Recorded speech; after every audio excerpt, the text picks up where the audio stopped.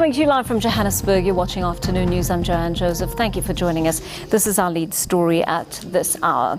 It's now known what the CPS contract will cost. That's come in just a short while ago. We understand it'll be 4.6 billion rand over 2 years, or 194 million rand a month. President Jacob Zuma has had to field questions in Parliament over the course of this afternoon on the SASSA grant saga during his first Q&A of the year in Parliament. We'll be going live to our reporter Lester Kivitt in just a short while. For now, of course, we have Karima Brown with us in studio for a little bit of analysis as to what went on in Parliament this afternoon. Karima, it was a very, very eventful afternoon indeed for a number of reasons. Let's just start off with the central issue, the issue of the SASSA social grants, and Mmusi Maimane asking why, when everyone was calling for Batabile Dlamini's resignation, the President didn't think it was necessary.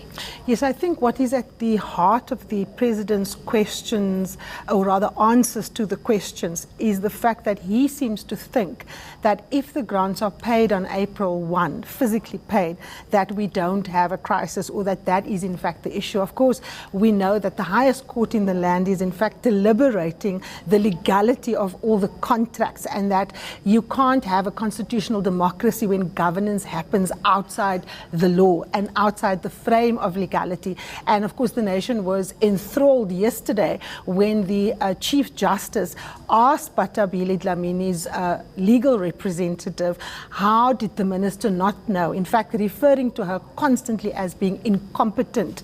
And of course, she's in very big danger of being found in contempt, pretty much like President Zuma was in the Nkandla matter. What you saw this afternoon is the fact that President Zuma doesn't believe that there's a crisis. In fact, he says there is no crisis. He said this is a very funny democracy, this is a very funny legal system where someone is judged to have done something wrong when the date by which we measure her has not come and gone, showing a profound lack of understanding of a constitutional democracy on the part of the state president of South Africa.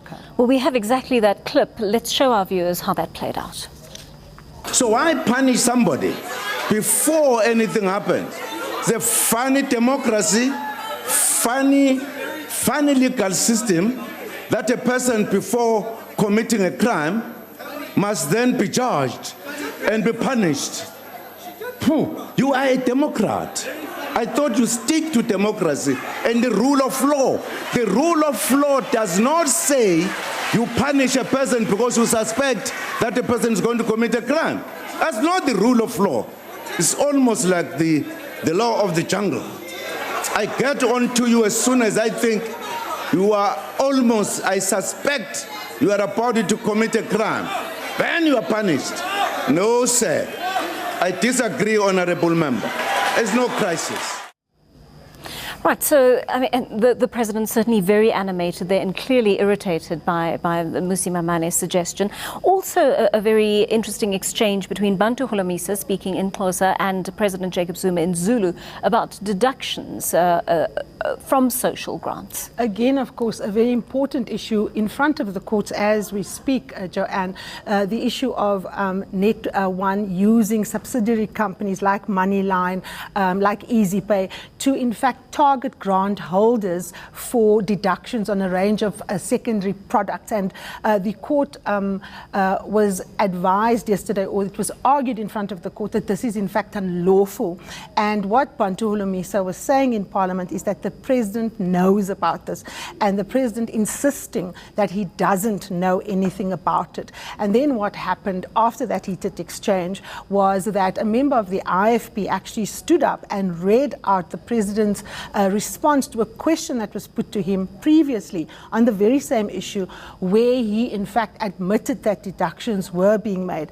Off the back of that, we saw that the President now possibly facing an investigation. The Speaker was asked this afternoon to investigate whether the President had in fact misled Parliament. And of course that carries with it very, very serious sanctions. So President Jacob Zuma on very, very slippery ground here. The President in many ways found to be wanting, not being able to recollect what he had said on the very same issues previously, pretty much like he told told Liesel van der Merwe, the IFP MP, who asked him for a commission of inquiry into this matter. She read out the president's words back to him. And of course, he tried to backtrack in there.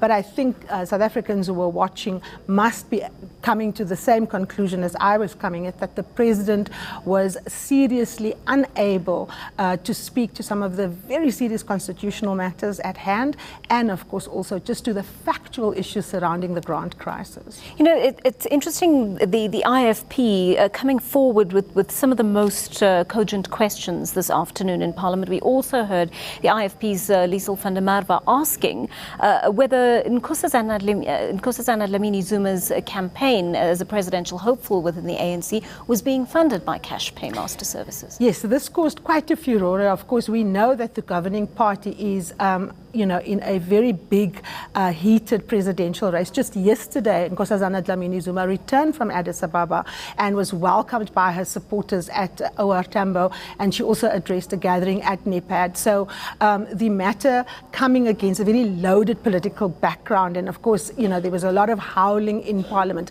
The president, of course, distanced himself from, any such allegations and made light of the matter. But I think that what is very clear here is that President Jacob Zuma's entire demeanor in Parliament this afternoon indicated that he is in fact at odds with his own party on quite a key number of issues. It was the Freedom Front Plus, I think it was Peter Mulder, who got up and reminded the president, no, it wasn't Peter, it was Corne Mulder, I think, who got up and said, the ANC this morning declared that the grants situation was a crisis, and the president said in Parliament there is no crisis. He's at odds with his own party. So I think, again, this division and factionalism around leadership, Liesel van der Merwe just kind of putting her, point there in a very, very heavy political environment in the ANC, and it wouldn't have been lost on people who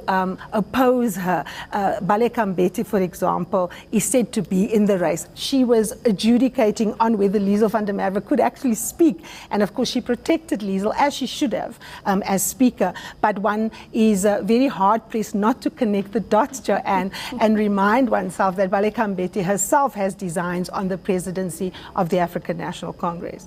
This issue of leadership is an important one. Just stepping outside of what happened in Parliament today, we also had these tweets about colonialism from Helen Zille.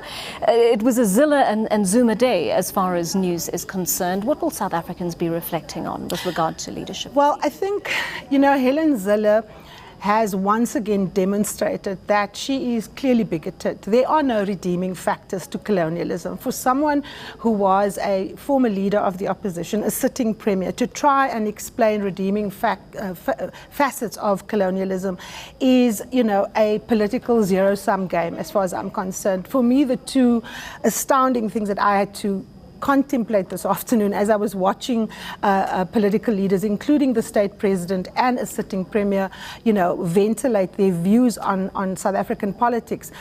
We have, on the one hand, a president who clearly doesn't understand the very basic elements of constitutional democracy, and we have a former leader of the opposition and a sitting premier who believes that there are aspects of colonialism that are redeeming.